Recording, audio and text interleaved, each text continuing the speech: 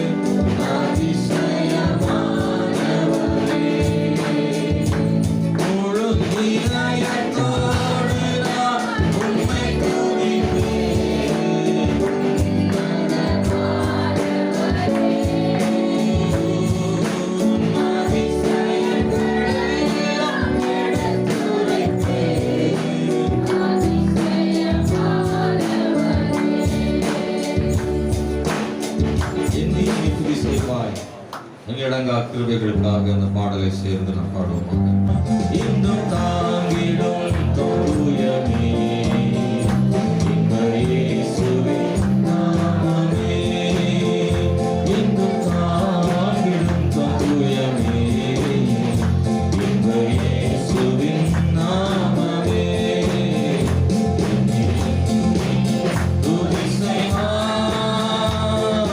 உன்னை நோக்கும் எதிரியும் கண்ணின் முன்னில் வளராதே,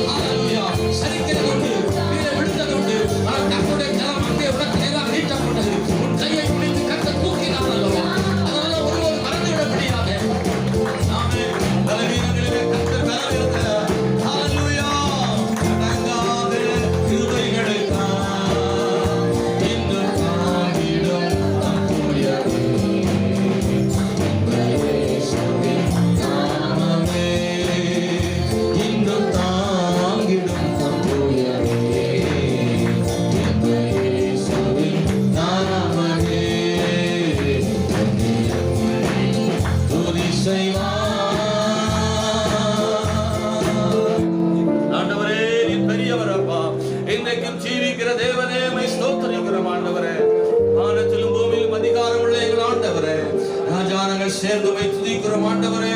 ஹalleluya. எங்கள் ஆண்டவர் ரட்சகருமாய் இருக்கிறவரே, நன்றியோடு நாங்கள் துதிக்கிறோம். தேவன் பெரியவர்.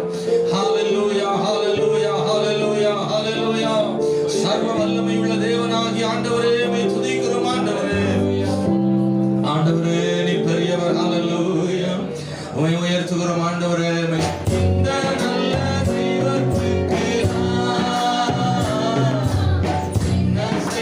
நன்றி சொல்லுவே. இந்த நல்ல ஜீவியத்தை முன்னே சமர்ப்பிக்கலாம். இந்த நல்ல தெய்வத்துக்கு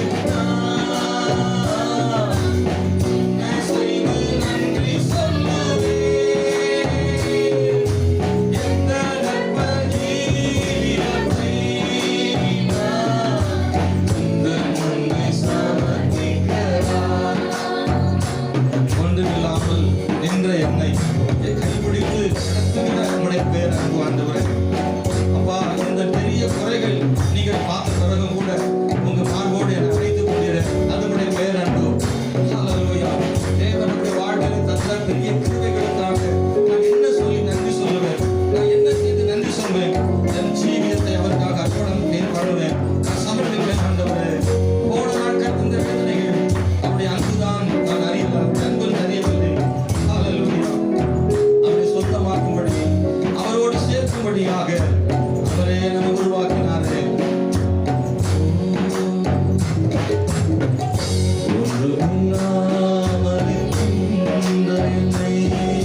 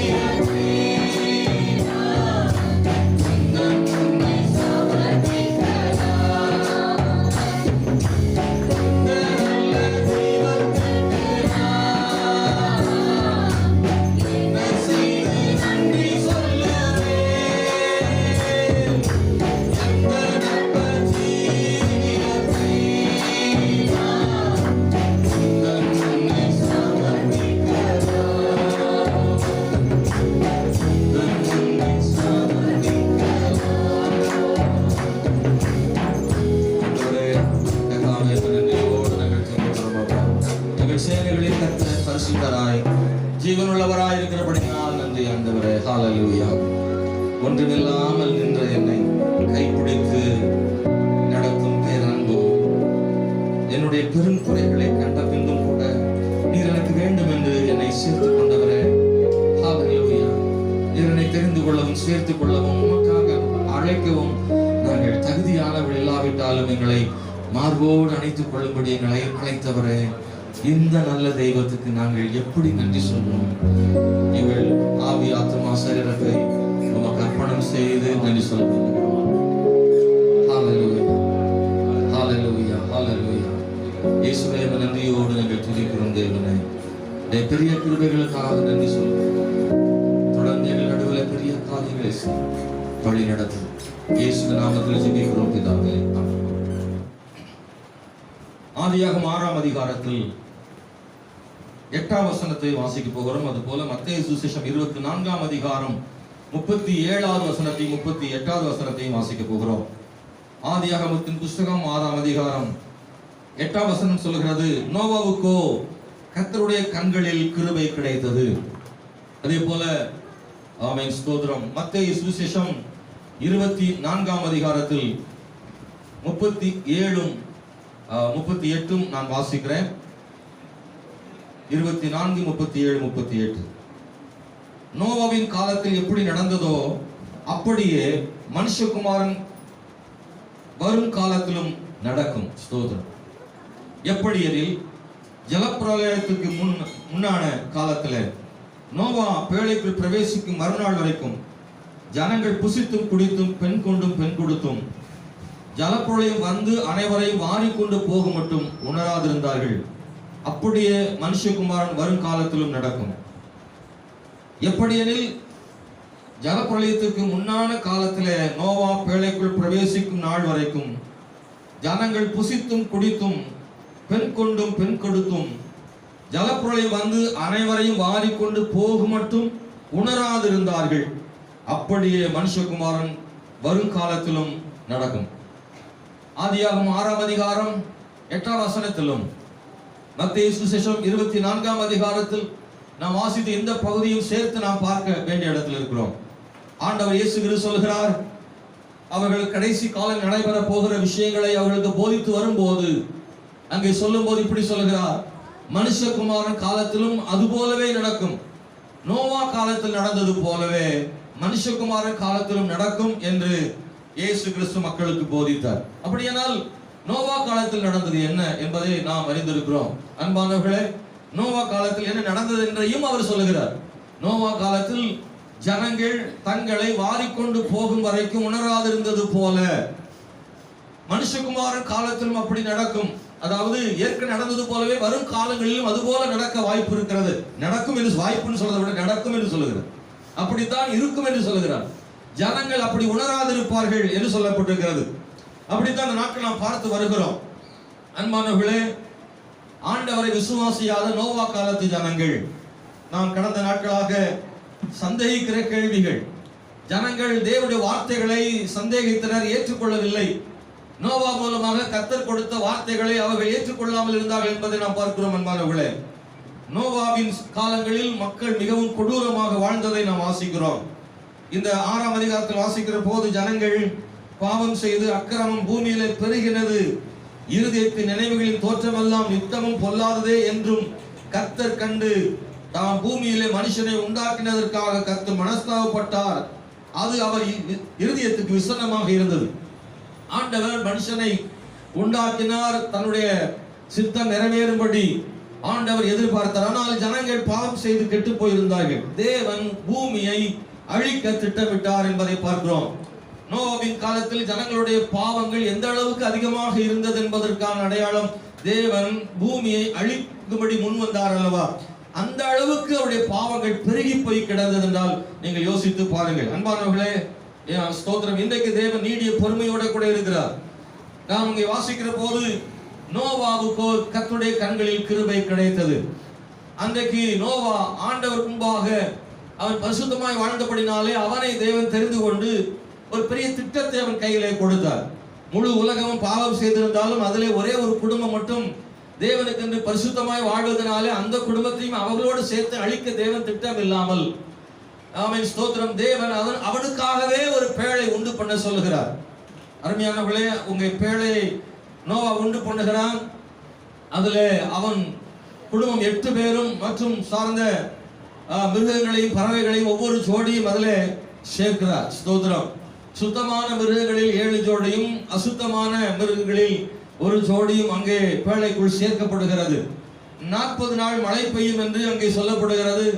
ஜனங்கள் அதை பார்த்து விசுவாசிக்கவில்லை. சொன்னபடி 40 நாள் மழை பெய்தது. அங்கே பெரிய ஜலப்பிரளயம் உண்டாகி, வெள்ளம் உண்டாகி, பூமி எங்கிலும் தண்ணீரால் நிரப்பப்பட்டு, பூமி மலைகளெல்லாம் தண்ணீரால் மூடப்பட்டு மக்கள் மாண்டு போனார்கள் என்பது வேதம் சொல்கிறது. நோவாவும் அவருடைய குடும்பத்தாரும் பறவைகளும் விலங்குகளும் அந்த பேழையிலே பாதுகாக்கப்பட்டார்கள். ஆமென். 150 நாளளவு ஜலப்பிரவாகம் இருந்தது என்று சொல்லப்பட்டிருக்கிறது. அவைகள் ஓராண்டு காலம் கழித்து மீண்டும் மறுபடியும் அந்த பூமியிலே அவர்கள் வந்து தங்கினார்கள். அவர்கள் மறுபடியும் ஒரு பரிசுத்த சந்ததியை உருவாக்குவதற்காக அவர்கள் அங்கே இருந்தார்கள். நோவா ஆதாமை போல நோவாவும் ஒரு முதல் மனிதனை போல புதிய ஒரு தொடக்கம், ஏதேன் தோட்டத்திலே ஒரு புதிய தொடக்கம் அங்கே இருந்தது போல, ஆதாம் ஏவாள் மூலமாக ஒரு சந்ததி உருவானது போல, பெருகினது போல, அதற்கு பிறகு 2வது அங்கே ஆதாமை போல நோவா மூலமாக அவன் குடும்பத்தின் மூலமாக ஒரு சந்ததி உருவாகுவதற்கு, பெருகுவதற்கு தேவனுடைய திட்டத்தை ஆண்டவர் கொடுத்தார் என்பதை நாம் வேதத்தில் வாசிக்கிறோம். நோவா 950 வருஷம் உயிரோடு வாழ்ந்திருக்கிறார். அந்நாட்களிலே சர்வசாதாரணமாக 600, 700, 800, 900 என்று வாழ்ந்திருக்கிறார்கள். அதிகமாக உயிர் வாழ்ந்த மனிதன் மெத்துசலா. அவனுடைய உயிருள்ள வாழ்ந்த நாட்கள் எவ்வளவு? யாரா தெரியுமா? வெரி குட், ஸ்தோத்திரம். 969. கொஞ்சம் தான் ஒரு 33 வருஷம் தான் கொஞ்சம் குறைவா இருக்கிறான். 1000 அடிச்சிருப்பான். ஸ்தோத்திரம். அந்த அளவுக்கு நாட்கள் வாழ்ந்திருக்கிறார்கள். ஜலப்பிரளயத்துக்கு பிறகுதான் ஆயுசு நாட்கள் குறைக்கப்பட்டதாக நாம் பார்க்கிறோம். ஸ்தோத்திரம். அன்பான தேவனுடைய பிள்ளைகளே, இந்த நாட்களிலே அவர்கள் அங்கே பாவம் செய்தபடினால் தேவன் ஜலப்பிரளயத்தினாலே பூமி அழிக்க தேவன் திட்டம் கொண்டார் என்பதை பார்க்கிறோம். நோவா என்ற பெயருக்கு இளைப்பாறுதல், ஆறுதல் என்ற அர்த்தம். ஆறுதல் என்ற அர்த்தம். அருமையானவர்களே, இந்த கால வேளையில நாம் இந்த நோவா காலத்து சம்பவங்கள் மூலமாக சில முக்கியமான விஷயங்களை பார்க்க விரும்புகிறோம். தேவனுடைய வார்த்தைகளை நம்பாததற்கு காரணம் என்ன? சில விஷயங்கள் இருக்கத்தான் செய்தது. ஒரு விஷயத்தை நம்புவதற்கான காரணங்கள் இருக்கும்போது ஒரு விஷயத்தை நம்பாததற்கும் சில காரணங்கள் இருக்கத்தான் செய்யும். ஆனால் நம்புவதற்கான காரணங்களை கண்டுபிடித்து நாம் நம்பும் போது, குறிப்பாக தேவனுடைய வார்த்தைகளை நாம் கட்டாயம் விசுவாசிக்க வேண்டிய இடத்தில் இருக்கிறோம். ஆண்டவருடைய வார்த்தைகள் விசுவாசிக்க முடியாத சூழ்நிலையில் இருந்தாலும் கர்த்தருடைய வசனத்தை நாம் கட்டாயம் விசுவாசிக்க வேண்டும். ஆமென், ஸ்தோத்திரம், அல்லேலூயா. இந்த சத்தியம் என்ன சத்தியம்? நோவா பிரசங்கம் பண்ணுகிறான். அருமையான கர்த்தருடைய பிள்ளைகளை நாம் பின்னாடி அதை காண முடிகிறது. ஸ்தோத்திரம். பேதுரு புத்தகத்தில் வாசிக்கிறோம், அவன் நீதியின் செய்தியை பிரசங்கித்தான் என்று நோவாவை குறித்து அங்கே எழுதப்பட்டிருக்கிறது. 2 பேதுரு புத்தகத்தில் 2ஆம் அதிகாரத்தில் நம்ம வாசிக்கிற போது நீதியை குறித்து நோவா பிரசங்கம் பண்ணினான் என்று நாம் வாசிக்கிறோம். அன்பானவர்களே, அவன் ஏறத்தாழ 100 வருஷங்கள் அவன் தேவனுடைய வார்த்தைகளை பிரசங்கம் பண்ணினான். அவனுடைய பிரசங்கம் என்ன? அவன் யோனாவின் பிரசங்கத்தை போலதான். அவன் இந்த நினைவை கவிழ்க்கப்பட்டு போகும் என்ற செய்தி, நல்ல ஆறுதலான செய்திக்கு வரவேற்பு இருக்கும். ஆனால் இது போன்ற எச்சரிக்கையின் செய்திக்கு வரவேற்பு இருக்காது. நோவாவின் செய்தி அப்படித்தான். இந்த எச்சரிப்பின் செய்தி, சீக்கிரமாக உலகம் அழிய போகிறது. இந்த செய்தி யாரும் விரும்பி கேட்பார்களா? இல்லை, அதை கேட்க மாட்டாங்க. உன் கண்ணீரெல்லாம் துடைப்பார், உங்கள் துக்கம் சந்தோஷமாக மாறும் அப்படின்னா கேட்க ஆட்கள் நிறைய இருப்பாங்க. ஆனா இந்த உலகம் அழிக்கப்பட போகுது, உங்கள் பாவத்து நிமித்தம் இந்த பூமி அழிக்கப்பட போகுது என்ற செய்தியை நோவா பிரசங்கம் பண்ணின பொழுது எத்தனை பேர் ரசித்து கேட்டிருப்பார்கள் என்றால் நிச்சயமா இருக்க முடியாது. ஸ்தோத்திரம். ஆமென். அவர்கள் யாரும் கேட்கவில்லை, அவர்கள் விசுவாசிக்கவில்லை. அதற்கான காரணம் ஏன் அவங்க விசுவாசிக்கல? நோவாவின் பிரசங்கம் 100 வருஷம் பேசியும் அந்த பிரசங்கத்தை ஒரு ஆள் கூட கேட்கலையா? ஒருத்தர் கூட மனம் திரும்பலையானா அது ஆச்சரியமா இருக்குது. அதுக்கு என்ன காரணமா இருக்கக்கூடும் என்றால், அதுவரைக்கும் மழை அப்படின்னு ஒண்ணு இல்லாம இருந்தது. ஸ்தோத்திரம். இல்லாத ஒண்ண நோவா பிரசங்கம் பண்றார். மழை வரும் என்று பிரசங்கம் பண்ணுகிறார். அந்த மழையை அவர் விளக்கி சொல்றதுக்கே கஷ்டப்பட்டு இருப்பாரு.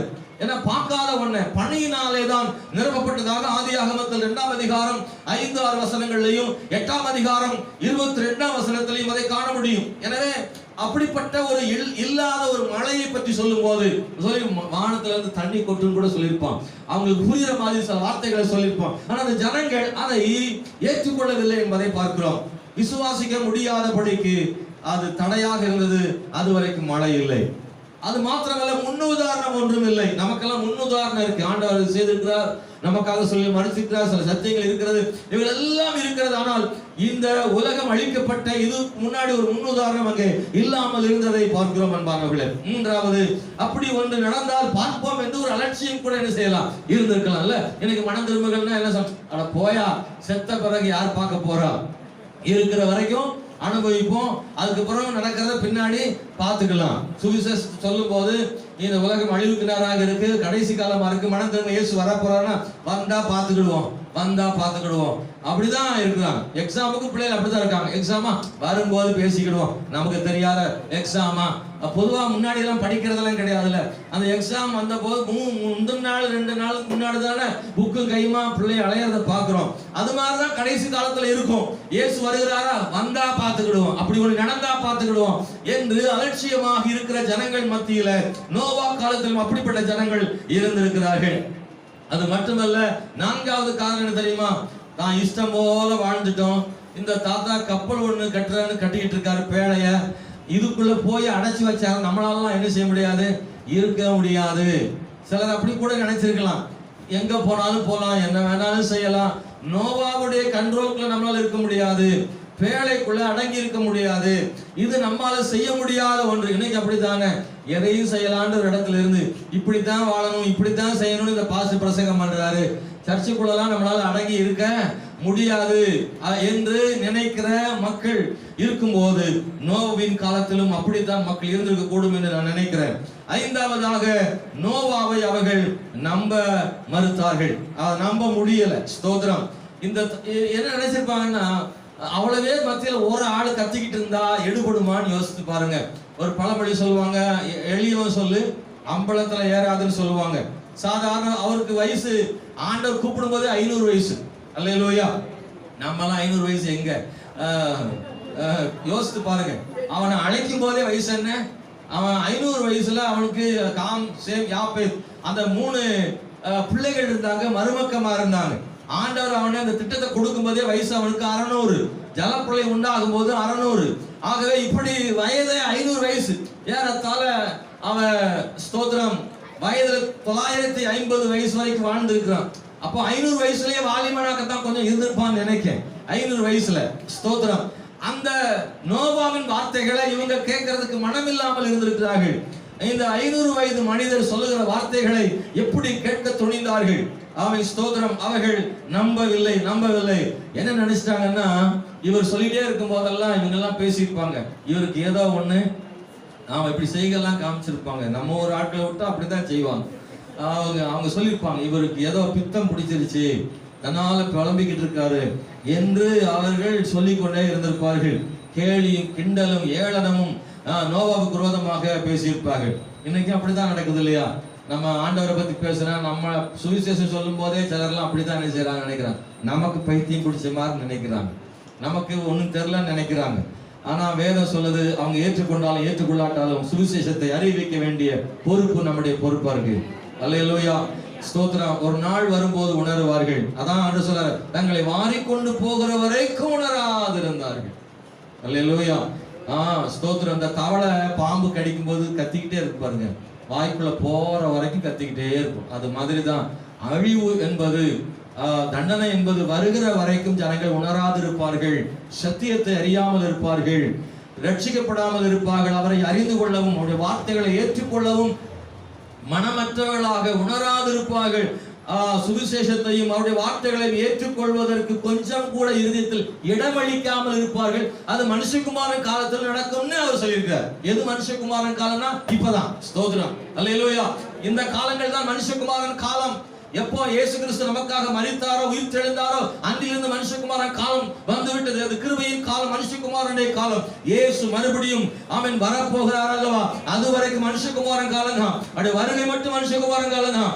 அப்போது இப்படித்தான் இருக்கும்னு சொல்லிட்டார். மனுஷன் அன்னைக்கு அப்படித்தான் இருந்தா இன்னைக்கு அப்படித்தான் இருக்கிறார்.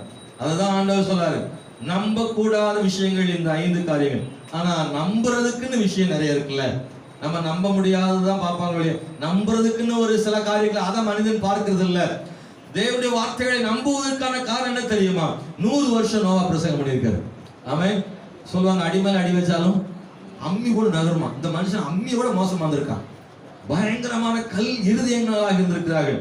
100 வருஷத்துக்கு மேல இந்த நோவா பிரசங்கம் பண்ணி பண்ணி பண்ணி அவருக்கு அதான் வேலை. என்ன வேலை?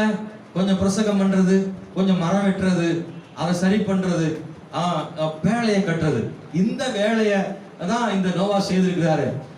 பாருங்க, நோவா தனியா மட்டும் செய்திருக்க முடியாது. ஒரு பெரிய வேலை, பெரிய வேலை.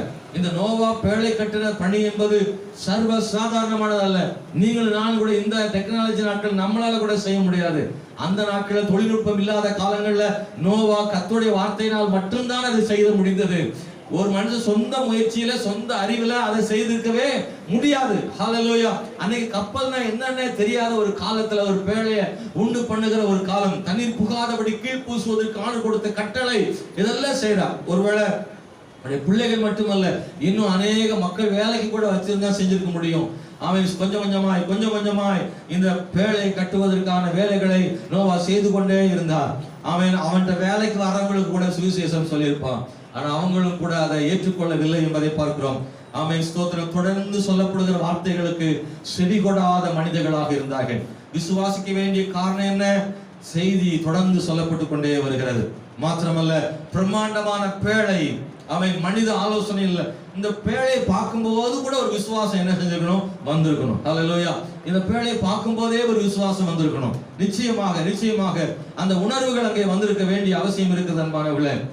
இதை பார்க்கும்போது இதுவரை இப்படி பார்க்கலையே, இது வித்தியாசமா இருக்குது, சாதாரணமா செய்ய முடியாத, இதற்கு மேல் ஒரு தெய்வீக வல்லமை இருக்கிறது என்பதை அவர் உணராமல் போன, கண்களினால் பார்க்கிற காட்சிகளை கூட வைத்து அவங்க நம்பாமல் போனார்கள் அல்லவா? நம்புவதற்கான காரணம் அந்த பேழை. ஸ்தோத்திரம். அன்பானவர்களே, இந்த நோவாவின் பேழை, இந்த சம்பவத்தை நாம் நம்புகிறோம். இந்த உலகம் முழுவதிலேயும் அன்பானவர்களே, நோவாவின் இந்த காலத்தில் ஒரு ஜலப்பிரளயம் நடந்தது என்பதன் நம்புவதற்கான காரணங்கள் இருக்கிறது. முதல்ல இப்படி நடந்துச்சான்னா, ஆமா, ஏன் பைபிள் சொல்லியிருக்கு, அதனால நடந்துச்சு. ஹல்லேலூயா. இரண்டாவது என்ன தெரியுமா அன்பானவர்களே? ஸ்தோத்திரம்.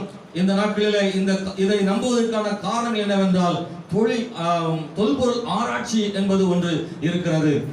முழு உலகத்திலையும் அதை பற்றியதான ஆராய்ச்சிகள் தொடர்ந்து கொண்டு இருக்கிறது. 18ஆம் நூற்றாண்டிலே நோவாவின் பேழையினுடைய சிறு பகுதியை கண்டுபிடித்திருக்கிறார்கள். அது மாத்திரமல்ல, ஒரு விமானம் ஓட்டுகிற விமானி மேல இருந்து ஒரு போட்டோ எடுக்கும் போது நோவாவின் பேழை போல ஒரு உருவம் அங்கே வந்ததை நாம் அங்கே ஆராய்ச்சி பண்ணினார்கள்.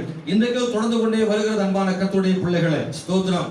ஆகவே தொல்பொருள் ஆராய்ச்சி அதற்கான ஆதாரமாக அது காணப்படுகிறது. வேதம் அதை உண்மை என்று நம்புகிறது அன்பான கர்த்தருடைய பிள்ளைகளே. இந்த கால வேளையில ஆண்டவருடைய சத்தியம் என்பது ஒருபோதும் மறுக்க முடியாததாய் காணப்படுகிறது. அதை ஒருபோதும் யாரும் மறுக்க முடியாத அளவுக்கு அது காணப்படுகிறது. ஏனென்றால் நோவா பேழை சம்பவம், ஜலப்பிரளயம் என்பது அது நம்பக்கூடிய விஷயமாய் காணப்படுகிறது. அந்த ஜனங்கள் அதை விசுவாசிக்காமல் போனார்கள். அது மாத்திரமல்ல, நம்புவதற்கான 3வது காரணம் தெரியுமா? அந்த பேழைக்குள்ள பறவைகள், விலங்குகள் எல்லாம் என்ன செய்து வருது. ஹல்லேலூயா. சிங்கம் என்னைக்கு அப்படி வருமா, யானை வருமா, இதை பார்த்து கூட அந்த மக்கள் நம்பி இருக்கலாமே. இது வரைக்கும் அப்படி நடக்கலையே. மான் அடிச்சு சாப்பிடுற சிங்கம் முன்னாடி மான் போது, பின்னாடி பவியமா போகுது. யானை துதிக்கையெல்லாம் மடக்கிக்கிட்டே உள்ள போகுது. ஒட்டகம் எல்லாம் போகுது. ஒட்டகை சினிங்கி எப்பவும் வளையாது, இப்படித்தான் நிற்கும். ஆனா அதுவும் குனிஞ்சு பேழைக்குள்ள போகுது. எல்லா உயிரினங்களும் ஜோடி ஜோடியாக பேழைக்குள்ள வரும்போது அப்போதாவது உணர்ந்திருக்க வேண்டுமே. அப்போதும் அவள் உணர்வல. விசுவாசிக்காததற்கான காரணம் இருந்தாலும் விசுவாசிப்பதற்கான காரணம் இருக்கிறது. அது ஜனங்கள் அதை ஏற்றுக்கொள்ளவில்லை. 4வது, ஆண்டவர் இந்த பேழை எல்லாவற்றையும் ஏற்றிட்டாரு. அன்பானவர்களே, தான் எப்போது இந்த ஜலப்பிரளயம் கொண்டு வரும் என்று சொன்னாரே, அந்த நாளை கூட ஆண்டவர் தள்ளி வச்சிருக்கிறார், ஒத்தி வச்சிருக்கிறார். பாருங்க, எதுக்குன்னா இந்த இன்னொரு 7 நாள் ஒத்தி வச்சிருக்கு, 1 வாரம் ஒத்தி வச்சிருக்கிறாரு. ஸ்தோத்திரம். வேதத்துல வாசிக்கிற போது அங்க அப்படி சொல்லப்பட்டிருக்கிறது. ஆண்டவர் 1 வாரம் தள்ளி வைத்ததாக நாம் அதை வேதத்தில் வாசிக்கிறோம். கர்த்தருடைய பிள்ளைகளை, நான் பின்னாடி அந்த வசனங்களை உங்களுக்கு சொல்ல விரும்புகிறேன். ஸ்தோத்திரம். குறிப்பாக இந்த ஜனங்கள் எப்படியாயிலும் விசுவாசித்து வரமாட்டார்களா என்று ஆண்டவர் ஜனங்கள் இரக்கமுள்ள தேவனாய் இருக்கிறார். அப்போதாவது அவர்கள் விசுவாசித்திருக்க வேண்டுமே. பேழையின் கதவு திறந்திருந்தது. இன்னும் ஒரு வாரம் தேவன் பூமிக்கு தரப்போன அந்த தண்டனை, அந்த அழிவை தேவன் கொஞ்சம் ஒரு வாரம் நிறுத்தி வைத்திருந்தார் என்றால் அதுவும் அவருடைய இரக்கத்தை காண்பிக்கிறது அல்லவா? அந்த ஒரு வாரத்திலேயாவது அவர்கள் ஆண்டவரை நோக்கி கர்த்தாவே மனம் திரும்புகிறோம் என்று சொல்லி இருந்தால் என்ன நடந்திருக்கும்? எல்லாரையும் ஜலப்பிள்ளைய அந்த பேழைக்குள்ள ஏற்ற முடியாது. அது குறிப்பிட்ட அளவு தான் இருக்கும். ஆண்டவர் அழிவையே நிறுத்திருப்பாரு. ஜலப்பிள்ளை ஒன்று நடக்காமலே போயிருக்கும். அந்த முழு உலகமும் கூட மனம் திரும்பாம இருந்தா கூட, பாதியாவது மனம் திரும்பி இருந்தா, ஒரு கால் பகுதி மனம் திரும்பி இருந்தா கூட ஆண்டவர் தன்னுடைய அந்த சித்தத்தை மாற்றி அழிவில் இருந்து மக்களை காத்திருக்க கூடும். அன்பானவர்களே, ஜனங்கள் தேவனுடைய வார்த்தைகளை நம்பாமல் போனார்கள் என்பதை நாம் காண்கிறோம். அன்பானவர்களே, என்னோடு சொல்ல விரும்புகிறேன், ஆண்டவர் ஏன் ஜலப்பிரளயத்தினாலே பூமியை அழிக்க சித்தம் கொண்டார்? ஆண்டவர் நினைத்திருந்தால் ஒரே ஒரு தூதன் அனுப்பினால் போதும், எல்லாரையும் என்ன செய்ய முடியும்? அழிக்க முடியும். ஹல்லேலூயா. எகிப்திலே நீங்கள் பார்க்கும்போது நடந்த சம்பவத்தை நீங்கள் காண முடியும். அமலேக்கியர் மத்தியிலே, பெலிஸ்தர்கள் மத்தியிலே தேவனாகிய கர்த்தர் ஆண்டவர் இஸ்ரவேலுக்காக வண்டுகளையும் குளவிகளையும் அனுப்பினவர். அவரே தம்முடைய தூதனை அனுப்பி யுத்தம் செய்ய வைத்தவர். அவர்களுக்குள்ளே சத்துருக்கள் வெட்டுக்கொண்டு மடிந்தார்களே. இப்படி எத்தனையோ வழிகள் இருக்கும் போது ஆண்டவர் ஜலப்பிரளயம் என்று ஒன்றை ஏன் சொல்ல வேண்டும்? ஒரே நாளில் எல்லாத்தையும் செய்ய முடியுமே. எதற்காக 40 நாள் மழை தேவை? எதற்காக இந்த மாதிரி ஒரு திட்டத்தை ஆண்டவர் செய்தார் என்று என்றைக்காவது யோசித்திருக்கீங்களா? நான் அப்படி யோசித்து பார்த்தேன். ஏன் ஆண்டவர் இப்படி செய்தாரு? ஆண்டவருக்கு எத்தனையோ வழி இருக்க. ஆண்டவர் தூதனை அனுப்பி ஒரு நாள் முடிக்க வேண்டியது. எது இழுத்துக்கிட்டே இருக்கணும்? ஏன் இழுக்கணும்? ஏன் தள்ளி போகணும்? ஏன் ஒரு ரொம்ப நாளைக்கு ஏன் இழுத்து கொண்டே போக வேண்டும்? தட்டு புட்டுன்னு வேலையை முடிக்க வேண்டியதானே? நம்ம அப்படித்தானே செய்வோம். ஒரு நாள் வேலையை முடிச்சுட்டு அப்புறம் மற்ற வேலையை பார்ப்போம். ரொம்ப நாளைக்கு ஒரு காரியத்தை செய்துட்டு இருக்க நம்ம விரும்ப மாட்டோமே. ஆண்டவர் ஏன் அப்படி இவ்வளவு நாள் இழுத்தாருன்னா, ஜனங்கள் மேல் வைத்த கிருபையும் இரக்கமும். அப்படிதானா? உங்களுக்கு புரியுதா நான் சொல்றது? அல்லேலூயா. அவர் நினைச்ச ஒரே நிமிஷத்துல முடிஞ்சிடும் இல்லையா? ஒரு நிமிஷத்துல வேலையை முடிச்சிருவார் இல்லையா? ஆனா அது செய்யல. அன்பான கர்த்தருடைய பிள்ளைகளை, இதுவும் ஒரு கிருபை தான். அல்லேலூயா. பாருங்க, ரொம்ப நாள் பாருங்க, ஓராண்டுக்கு மேல கிருபை கொடுத்திருக்கிறார். பிரசங்கம் பண்ணது ஒரு வருஷம். அந்த பேழை கற்ற நாள் வரைக்கும் ஆண்டவர் கொடுத்திருந்த கிருபை. அதுக்கப்புறமும் ஒரு வாரம் கொடுக்கிறாரு.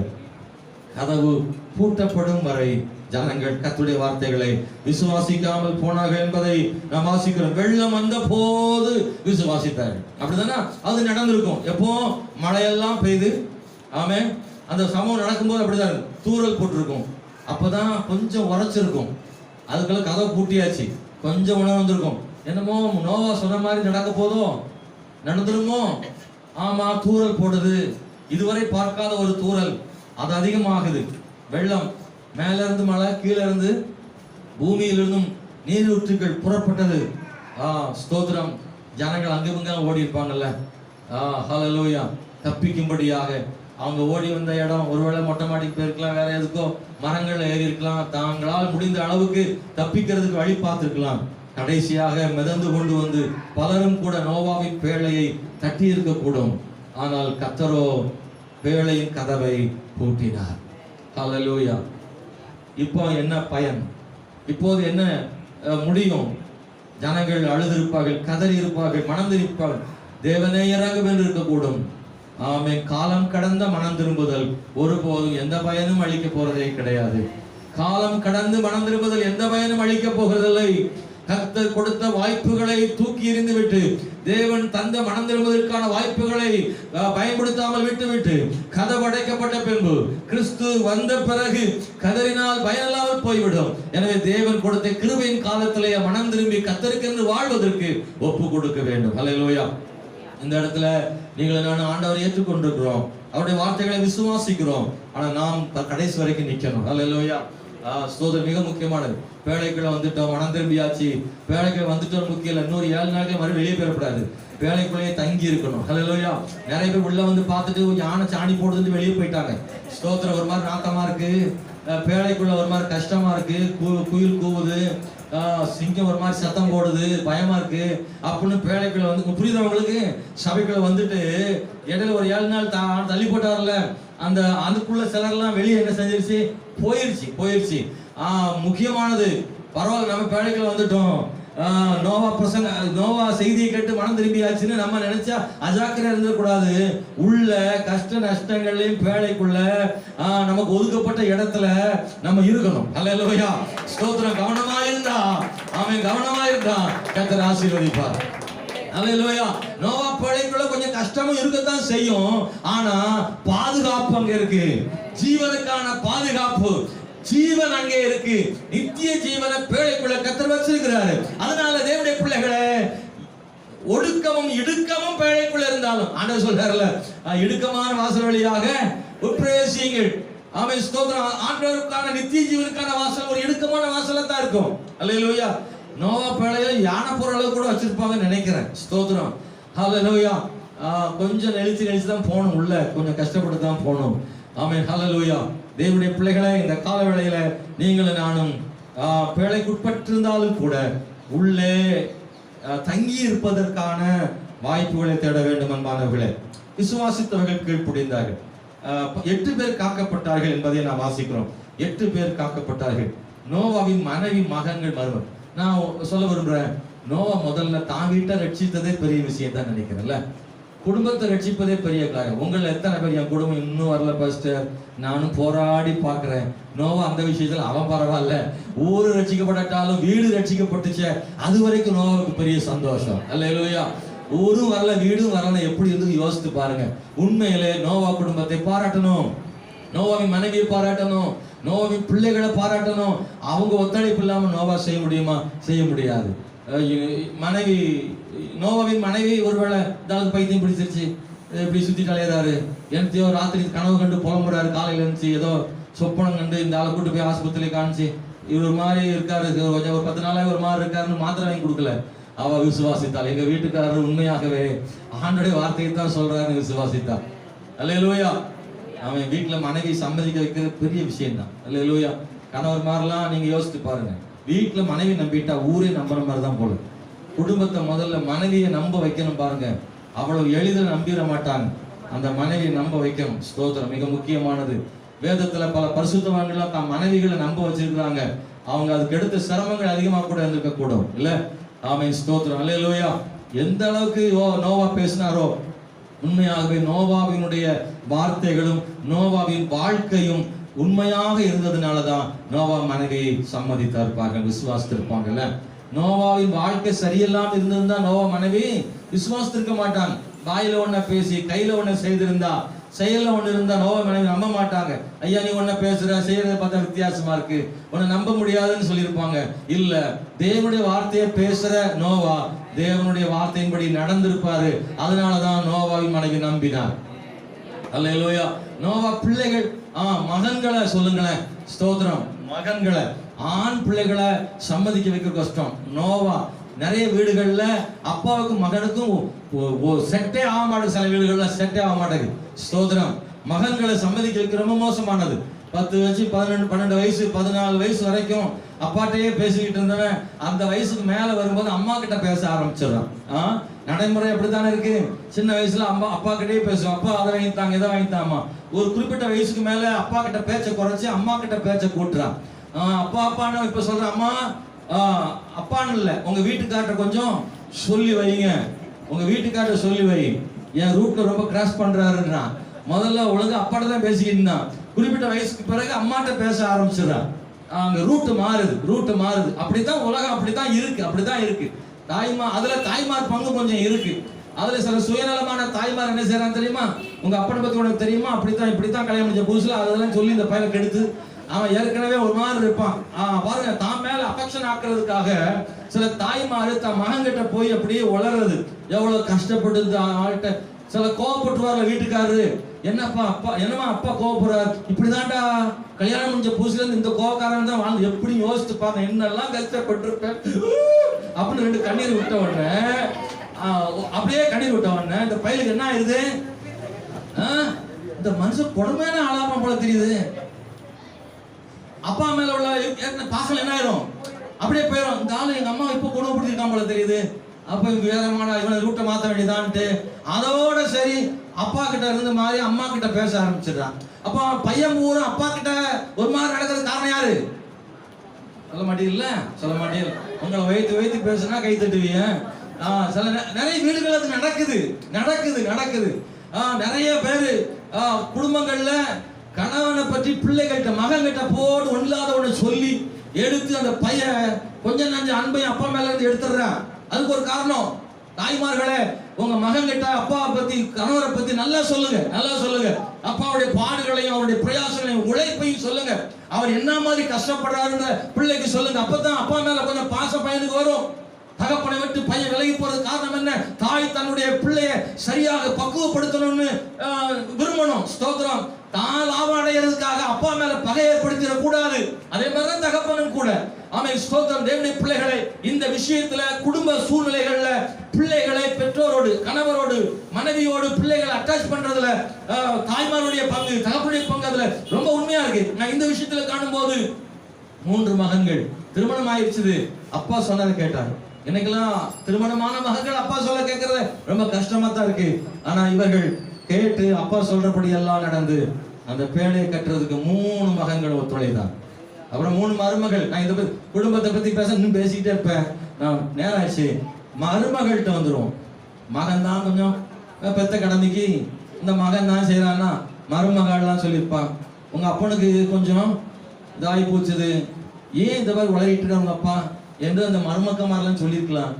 ஆனா அப்படி சொல்லலான்னு இது தெரியுது.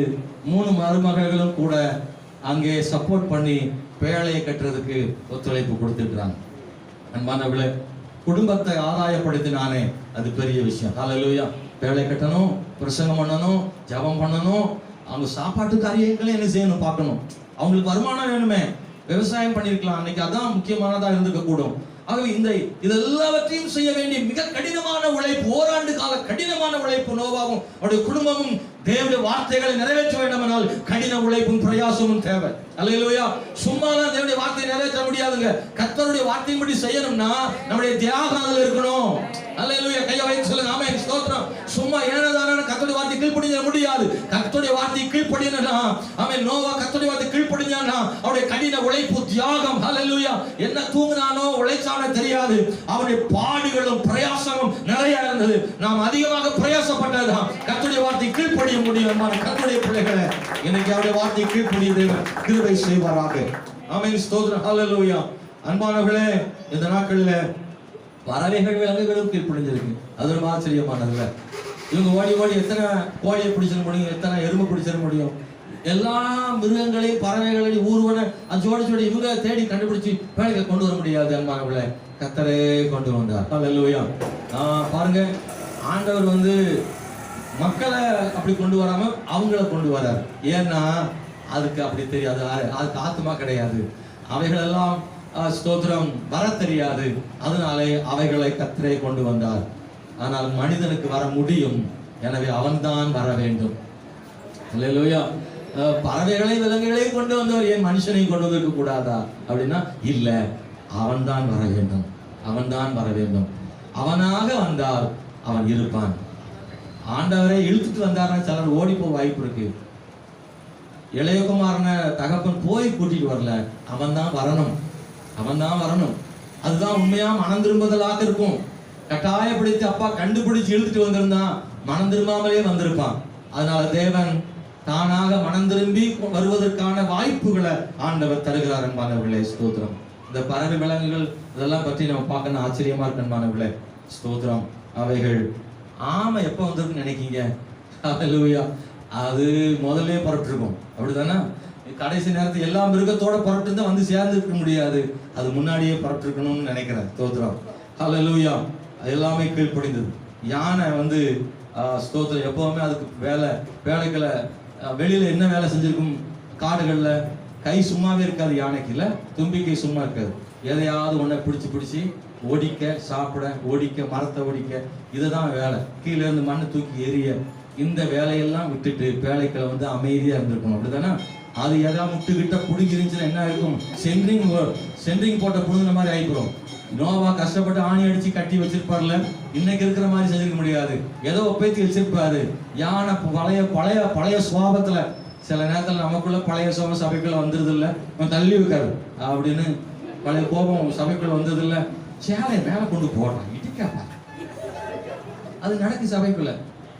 போன வாரம் இங்க தான் உட்காந்த, ஏன் இடத்துல நீ எதுக்கடி உட்காந்த? பழைய சோகம், மரத்தை முறிக்கிற சோகம் இருக்குல்ல, அது பேழைக்களை வந்துட்டா கொஞ்சம் என்ன செய்யணும், கொஞ்சம் மாத்திக்கணும். அல்லேலூயா. இந்த மரங்குத்தின்னு ஒன்று இருக்குல்ல, அதுக்கு எப்பவும் என்ன வேலை? சுவாபமே அதுதான். என்ன சுவாபம்? அது மரத்தை பார்த்தா கொத்திக்கிட்டே இருக்கிற சுவாபம் தான். அந்த வேலையை பழைய சுவாபத்தை காமிச்சா தண்ணி எல்லாம் பேழைக்களை வந்துடும். ஓட்டையா போட்டு வச்சா என்ன நடக்குன்னு யோசித்து பாருங்க. பேழை உடஞ்சிரும். சபைகள் வந்த பிறகு விசுவாசியே, மரங்குத்தி விசுவாசியே, நீங்க கொஞ்சம் பொத்துறதை விட்டுட்டு நீங்க கொஞ்சம் நேரத்துக்கு அமைதியா இருக்கணும். ஹல்லேலூயா. எப்படியா தண்ணி வடிகிற வரைக்கும் மரங்குத்துற பழக்கத்தை கொஞ்சம் நிறுத்துங்க. பழைய சுவாபம் இருந்தா பேழை உடஞ்சி போயிடும். ஹல்லேலூயா. ஸ்தோத்திரம். கரையானுடைய வேலை என்ன? கரையானுடைய வேலை என்ன? அது எப்போதும் அரிக்கிற வேலை. சிலர் அரிச்சுக்கிட்டே இருப்பான் பாருங்க. ஐயோ, அந்த அரிப்பு தாங்க முடியாது. அந்த பழைய சுவாபம் அரிப்பை என்ன செய்யணும், கொஞ்சம் நிறுத்துங்க. கரையான் அரைச்சதுன்னா மரமெல்லாம் உளுத்து போயிடும், தண்ணி உள்ள வந்துடும். கரையான் பாருங்க, இதெல்லாம் மனம் மாறினதுனாலதான் நடந்திருக்கு. தங்கள் சுவாபங்கள், இயற்கையான தங்கள் சுவாபங்களை பறவைகளும் விலங்குகளும் மாற்றிக்கொண்டதுனால்தான் பேழை தப்பித்தது. அவர்கள் எல்லாரும் உயிர் பிழைத்தார்கள். இந்த பறவைகளும் விலங்குகளும் தப்பிக்கும்படி வந்தவைகள் தங்கள் பழைய சுவாபங்களை உடையவர்களாகவே இருந்திருந்தால் பேழைக்குள் நிச்சயமாக உயிர் பிழைத்திருக்க முடியாது. சபை மக்களும் கூட நீங்கள் தங்கள் பழைய சுவாபங்களை எல்லாம் நீங்கள் மாற்றிவிட்டு உண்மையாக மனம் திரும்பி இருந்தால் நீங்கள் சபைக்குள்ள இருக்க முடியும். நம்ம எல்லாரும் ஒன்னா பிழைக்க முடியும். அல்லேலூயா. அழகானிய மரங்கொத்தி கொத்தி ஓட்ட போட்டா மரங்கொத்தி மட்டும் பிரச்சனை கிடையாது, நோவாவுக்கும் பிரச்சனை தான். அல்லேலூயா. ஒரே ஒரு விசுவாசி பழைய சுவாபத்தை காமிச்சா பாஸ்டருக்கே தலைவலி தான். அல்லேலூயா. சில நேரத்தில் பாஸ்டரை பஞ்சாயத்து பண்ண வேண்டிய நிலைமை வந்துருப்பாங்க. அந்த பிரச்சனை அங்கே வந்துடும். பாஸ்டரை நீ இடிச்சுட்டா, நீ தள்ளி விட்டுட்டா, என் செருப்பு மாற்றி போட்டு போயிட்டா, இப்படியே நிறைய பிரச்சனைகள்ல பாஸ்டர் செருப்பெல்லாம் தேடி கண்டுபிடிக்கிறதுக்கு நான் நின்றுக்க வேண்டியது. சில நேரங்கள் அப்படி சில பிரச்சனைகளை கையாள வேண்டிய அவசியம் ஏற்படுத்தி விடுகிறது. இந்த காலோட தேவனுடைய பிள்ளைகளை, பழைய சுவாபங்கள், நம்முடைய இயற்கை சுவாபங்கள் சில இருக்குல்ல, பிறவியிலே வரக்கூடியது, இதெல்லாம் கொஞ்சம் மாற்ற வேண்டியது இருக்கு. நோவாவுக்கோ கர்த்தருடைய கண்ணில் கிருபை கிடையாது. அல்லேலூயா. நேரம் நமக்கு இல்லை. அந்த 3 விஷயங்கள் இருக்கு, அதை மட்டும் நான் சொல்லிடுறேன். தலைக்கு மட்டும் சொல்ல விரும்புறேன். 1, நீதிமானாக இருந்தான். நோவாவுக்கு மட்டும் கிருபை கிடைக்க காரணம், அவன் நீதிமானாக இருந்தான். எப்போ தெரியுமா? தன் காலத்தில் வாழ்ந்தவர்களுக்குள்ளே நீதிமானாக இருந்தான். ரொம்ப முக்கியமானது 2 விஷயம் அதுல. தன் வாழ்ந்தவர்களுக்குள்ளே, ஸ்தோத்திரம், ஒருவரும் பரிசுத்தமா இல்லை, ஆனா நோவா பரிசுத்தமா இருந்தாங்க. அது ரொம்ப கஷ்டம் தெரியுமா? ஒரு நிறைய பேர் இருக்காங்க கூட, ஆளோடு ஆளா உண்மையா இருக்கிறது கொஞ்சம் எளிது. ஆனா யாருமே உண்மையா இல்லை, நம்ம மட்டும் உண்மையா இருக்கணும்னா ரொம்ப கஷ்டம். நீங்க எங்கேயாவது ஒரு ஆபீஸ் போங்க, ஒரு ஆள் மாஸ்க் போடல, நீங்க மட்டும் மாஸ்க் போட்டு பாருங்க, எப்படி நடக்க, என்ன நடக்குன்னு யோசிச்சு பாருங்க. எல்லாம் ஒரு மாதிரி பார்ப்போம். அப்படியே நீ பார்க்கறதுலே கலத்தி இன்னைக்கு அப்படிதான் நடக்கு. ஆமே. எல்லாரும் மாஸ்க் போடல, நான் மட்டும் மாஸ்க் போட்டா பிரச்சனை ஏற்படும். அதுல உண்மை சிலர் தான், எவன் போட்டான்னு போடுற ஆளுக்கு உண்டு. ஆனா 100 பேர்ல ஒரே ஒரு ஆள் போட்டிருந்தான்னா 99 ஆள் இவனை பார்க்கிற பார்வையில மாஸ்கை எரிஞ்சிடும். அந்த மாதிரி ஒரு பார்வை பாப்பான் பாருங்க, இவன் கலத்திடுவான். இந்த உலகத்தில் அப்படிதான், பாவம் நிறைந்த உலகத்தில் பரிசுத்தமாய் வாழ்வது கடினம். அப்படித்தான் வாழ வேண்டும். நோவா அப்படித்தான் வாழ்ந்தான். எவனுமே கீழ்ப்படியில. முழு தேசம் உலகம் பாவத்தால் நிறைந்து கிடந்திருந்தது. ஆனால் நோவா மட்டும் கர்த்தருக்காக கடைசி வரைக்கும் உண்மையாக நீதிமானாக இருந்தார். விடவே இல்லை, அவன் நீதியை விட்டுவிடவே இல்லை. எதுக்கு நம்ம மட்டும் இருக்கணும்? எல்லாரும் இஷ்டப்படி வாழ்றானே, சந்தோஷமா இருக்கானே, அவன் விருப்பப்படி வாழ்றான், நான் எதுக்கு இப்படி கண்ட்ரோலா வாழணும், நானும் என் இஷ்டப்படி வாழணும்னு நோவா நினைக்கல. நான் ஆண்டவரால் அழைக்கப்பட்டவன் என்பதை அவன் தெரிந்து கொண்டிருந்தான். அன்பானவர்களே, அது மாத்திரமல்ல, எல்லா இடங்களிலேயும், அல்லேலூயா, வீட்டுக்குள்ளேயும் சாட்சி, வெளியிலேயும் சாட்சி. அப்படிதானா? ஸ்தோத்திரம். அன்பானவர்களே, பிரசங்கிக்கிற நோவாவுக்கு அப்படி ஒரு சோதனை இல்ல. சும்மா பிரசங்கம் மட்டும் பண்ணா பண்ணிட்டு போயிடலாம், சாட்சியா வாழணும் பாருங்க, ரொம்ப முக்கியம். அல்லேலூயா. பாஸ்டருக்கும் அந்த நிலைமை தான், கேன்சல் லீடருக்கும் அப்படிதான். நான் இங்க என்னத்தையாவது பேசிட்டு போயிட்டா பாஸ்டர் வீட்டில் கேட்பாங்க, அங்க என்னமோ சொன்னீங்கல்ல பைப்பு, அன்பாயிரு அபிஷேகமாயிருன்னு பேசுனீங்கல்ல அப்படின்ட்டு கேட்டுருவாங்க. கவனமா தான் இருக்கணும். அல்லேலூயா. நாங்க என்ன பேசுறனோ அதான் என் வாழ்க்கையிலையும் கை கொள்ள வேண்டும். அப்பதான் செய்தி சரியானதாக இருக்கும். அல்லேலூயா. நோவா அப்படித்தான் இருந்தான். குடும்பத்துக்குள்ளேயும் அப்படித்தான், வெளியிலையும் அப்படித்தான். அல்லேலூயா. ஸ்தோத்திரம். பிள்ளைகள் கவனிக்கிறாங்க நம்மளை, நம்ம என்ன பேசுறோன்றதை கவனிக்கிறாங்க, அதன்படி செய்கிறோமான்றதையும் கவனிக்கிறாங்க. இல்லைன்னா அவங்க நம்மளை குற்றம் சாட்டுவதற்கான வாய்ப்புகள் ஏற்பட்டு விடும். அன்பான கர்த்தருடைய பிள்ளைகளை ஸ்தோத்திரம், ஹல்லேலூயா. சாட்சியை இழந்து போகிற வாய்ப்புகள் உண்டு. ஆனா கவனமா செய்ய வேண்டிய இடத்துல நம்ம இருக்கிறோம் அன்பானவர்களே. ஸ்தோத்திரம். 100% உண்மையா இருப்பதை நோக்கி நாம் பயணம் செய்கிறோம். ஆகவே இவன் எல்லா இடங்களிலும் இருந்தான். கானான் தேசத்தில் பரிசுத்தமாய் வாழ்வது எவ்வளவு முக்கியமோ அது பெரிதல்ல. எகிப்திலேயும் பரிசுத்தமாய் வாழ வேண்டும். யோசேப்பு அதை செய்தான் இல்ல. அப்பா வீட்டுல எல்லாம் பிரச்சனை கிடையாது, அங்க இருந்துட்டான், உண்மையா இருந்துட்டான். ஆனா எகிப்துல இருக்கணுமே, எருசலேம்ல பரிசுத்தமா ஜெபம் பண்ணானே தானியேல், பாபிலோன்ல செய்யணுமே, அங்கேயும் அவன் இருந்தான். எல்லா இடங்கள்லையும். சிலருக்கு சில இடத்துல தான் இருக்க முடியும், ஆனா சில இடத்துல அப்படி வராது. ஆள் பார்க்குற இடத்துல சிலர் சரியா இருப்பாங்க, ஆள் பார்க்காத இடத்துல மாறிடுவான். ஆள் பார்த்தாலும் பார்க்காட்டாலும் எல்லா இடத்துலையும் பரிசுத்தமா இருக்கணும். ஹல்லேலூயா, ஸ்தோத்திரம். தேவ சபையில நம்முடைய பழக்கங்கள், நம்முடைய ஆராதனை எப்படி இருக்கும், வீட்டில் அப்படி இருக்கணுங்க. வீட்டில் எல்லா இடங்களையும் அப்படி இருக்கணும். 2, உத்தமம். குற்றமற்றவனாய் எல்லாரும் ஸ்தோத்திரம் குற்றம் சொல்ல முடியாத அளவுக்கு வாழ்க்கை இருந்தது. 3வது, தேவனோடு நடந்த எல்லாரும் அவரை போல வாழ்ந்ததில்லை.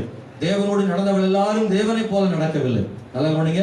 தேவனோடு நடந்தவள் எல்லாரும் தேவனை போல நடக்கவில்லை. ஹல்லேலூயா. இயேசுவோடு நடந்தவள் எல்லாரும் இயேசுவை போல நடக்கவில்லை. இயேசுவோடு யூதாசும் நடந்தான், ஆனா இயேசுவை போல நடக்கவில்லை. இயேசுவோடு பரிசேயரும் நடந்தார்கள், அவரோடு கூட நடந்தவங்க நிறைய பேர், ஆனா அவரை போல எல்லாரும் நடக்கல. ஆகவே இன்றைக்கு நானும் இயேசுவோடு நடக்கிறேன் என்று விட்டு அவரை போல, இயேசுவோடு நடத்தல் என்பது கூட நடக்கிறது அர்த்தம் இல்ல, அவரை போல நடக்குது, அவரை போல வாழ்வது, அதுதான் இயேசுவோடு நடப்பது. நோவா அதை செய்தான். அவரோடு நடக்கிறதுன்னு சும்மா கைப்பிடிச்சு நடந்து போறது நான் சொல்லல. அவரை போல வாழ்தல், அவர் மேல் அன்பு கூறுதல், அவரை ஏற்றுக்கொள்ளுதல், ஸ்தோத்திரம், தேவனுக்காக வாழுதல், அதுதான் முக்கியமான ஒன்றாய் காணப்படுது. கண்கள் மூடி ஜெபம் பண்ண போறோம். நீதிமானா இருந்தான், உத்தமனா இருந்தான், அவன் தேவனோடு நடக்கிறவனாக இருந்தான். ஹல்லேலூயா. அப்படிப்பட்ட கிருபைகளை தேவன் நமக்கு தருவாராக. சில நிமிடங்கள் மாத்திரம் கர்த்தரை ஸ்தோத்திரம் பண்ணி ஹல்லேலூயா நன்றி சொல்லுகிறோம். ஆண்டவரே, உமக்காக நிற்கத்தக்கதாக தேவனே இரக்கம் பாராட்டும்படி உடைய சமூகத்தில் நாங்கள் ஜெபம் பண்ணுகிறோம். ஆண்டவரே, கிருபை தருவீராக. ஹல்லேலூயா. கர்த்தரை உயர்த்துங்கள். நாங்கள் எங்களை அர்ப்பணம் செய்கிறோம். சொல்லுங்க, நாங்கள் எங்களை அர்ப்பணம் செய்கிறோம் ஆண்டவரே. உடைய கிருபைகளை தருவீராக ஆண்டவரே. ஹல்லேலூயா. நாங்கள் விசுவாசிக்க தேவன் கிருபை தாரும். நோவாவை போல விசுவாசிக்க கிருபை தாரும் ஆண்டவரே. நோவாவின் குடும்பத்தை போல விசுவாசிக்க கிருபை தருவீராக. தன் காலத்தில் வாழ்ந்தவளுக்குள்ளே உத்தமமாய் இருந்தாங்க ஆண்டவரே. எங்களை சுத்தி ஆண்டவரே, நாங்கள் பரிசுத்தம் வாழ முடியாத சூழ்நிலை ஆண்டவரே, பாவம் நிறைந்த அந்த சூழ்நிலைகளுக்குள்ளே ஆண்டவரே பரிசுத்தமான கிருபை செய்யும்படி ஜெபிக்கிறோம். அக்கம் பக்கத்தில் எத்தனை பேர் எப்படி இருந்தாலும் சரி, நான் தேவனால் அழைக்கப்பட்டவனாய் இருக்கிறேன், நான் உண்மையை வாழ்ந்திருக்க வேண்டுமே, விசுவாசமாக காணப்பட வேண்டுமே. கர்த்தாவே, பேருக்குள்ள வந்த கர்த்தருடைய பிள்ளைகள் தங்கள் பழைய சுவாபங்களை எல்லாம் வெளிப்படுத்தாதபடி தாழ்மையோடும் உண்மையோடும் கனம் பண்ணுவதிலையும் உண்மையாயிருப்பதிலையும் அன்பு கூறுவதிலையும் சகித்து போகிறதிலையும் பொறுமையாயிருப்பதிலையும் வார்த்தைகளை சிதறவிடாதபடி ஆண்டவர், வார்த்தைகளை கொட்டி விடாதபடி அந்த நிதானமாய் பேசுவதற்கும் நல்ல சுவாபங்களை ஆண்டவர் தாரும். கோபங்களை எடுத்து போடுவீராக, பணிவை ஆண்டவர் தருவீராக, அட்ஜஸ்ட் பண்ணி போகிறதை கிருபை செய்வீராக. கர்த்தாவே, விசுவாசிகள் ஒவ்வொருவரும் ஆண்டவரே பேழைக்குள் இருந்ததான ஆண்டவரே ஸ்தோத்திரம், நெருக்கங்களிலேயும் ஆண்டவரே அமைதியாக இருந்த, பொறுமையாக இருந்த நோவாவின் குடும்பத்தை மிருக ஜீவன்களைப் போல நாங்கள் ஆண்டவர் பொறுமையோடு காணப்பட கிருபை செய்வீராக. உமக்கு என்று வாழ உதவி செய்வீராக. இயேசுவே, நீர் வரும்போது நோவா காலத்தில் நடந்தது போல நடக்கும் என்று சொல்லப்பட்டிருக்கிறது. நாங்களோ ஆண்டவரே அந்த 8 பேரை போல கீழ்ப்படிந்து உமக்காக பேழைக்குள் தங்கி இருக்க தேவன் கிருபை செய்வீராக. அப்பா, அதே நேரத்தில் ஆண்டவர் பேழையின் கதவு அடைக்கப்படும் முன்பதாக ஒரு திரள் ஜனக்கூட்ட பேழைக்குள் வரட்டும் ஆண்டவரே. எங்கள் சபைக்குள்ள ஏராளமான மக்கள் வருவார்களாக. எங்கள் சபைக்குள்ள திரள் ஜனங்கள் வருவார்களாக. ஓ, விசுவாசிக்காத ஜனங்கள், கீழ்ப்படியாத ஜனங்கள் விசுவாசித்து கீழ்ப்படி சபைக்குள்ள வரட்டும். அழிவிலிருந்து காப்பாற்றப்படுவார்களாக. இந்த பகுதியில் வாழ்கிற ஜனங்களுடைய ஜீவன் முக்கியம். கர்த்தரை ரட்சிக்கும்படியா ஜெபிக்கிறோம் நாங்கள் எல்லாரும் சேர்ந்தா. ஜனங்கள் கர்த்தரை அறிகிறார்கள், வளரணுமே, மனம் திரும்பணுமே. கர்த்தாவே ஆண்டவரே, ஆசீர்வதிக்கும்படி ஜெபிக்கிறோம். ஜனங்களை ஆசீர்வதிப்பீராக. இயேசுவின் நாமத்தில் ஜெபிக்கிறோம் நல்ல பிதாவே. ஆமென்.